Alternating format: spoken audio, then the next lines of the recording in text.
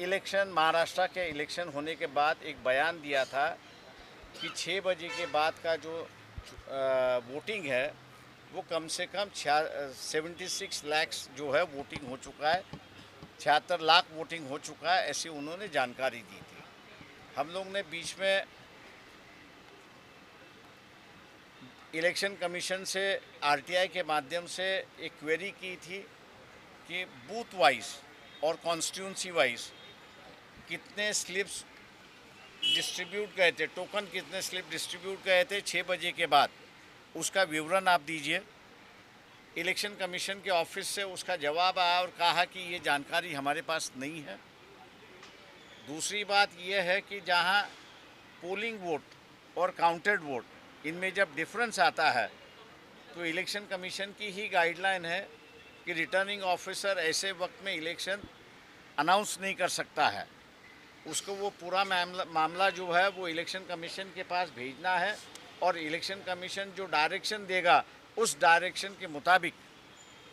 उनको फैसला देना होगा, ऐसी एक परिस्थिति है। तो ये दो मुद्दों पर जो है हम लोग की इलेक्शन रिट पिटीशन दाखिल है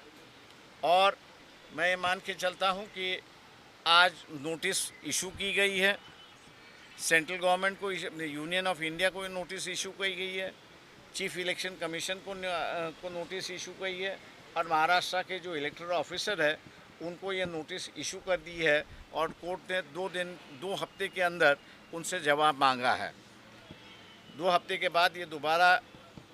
कोर्ट के सुनवाई पर आ जाएगी और उस वक्त मेरे ख्याल से फाइनल हियरिंग की शुरुआत होगी, ऐसा मुझे लगता है। मैं तमाम राजनीतिक दल महाराष्ट्र के जो है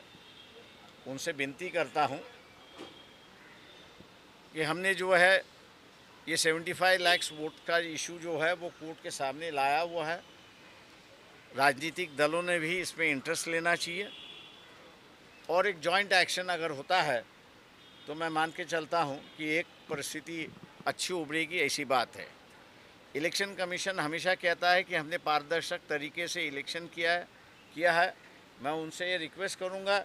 कि आपकी जो पारदर्शिता है जिस पर आप दावा कर रहे हो वो कोर्ट के सामने अगर ले आए तो मेरे ख्याल से कोर्ट को भी फैसला देने में आसान होगा, ऐसा मैं मानता हूँ।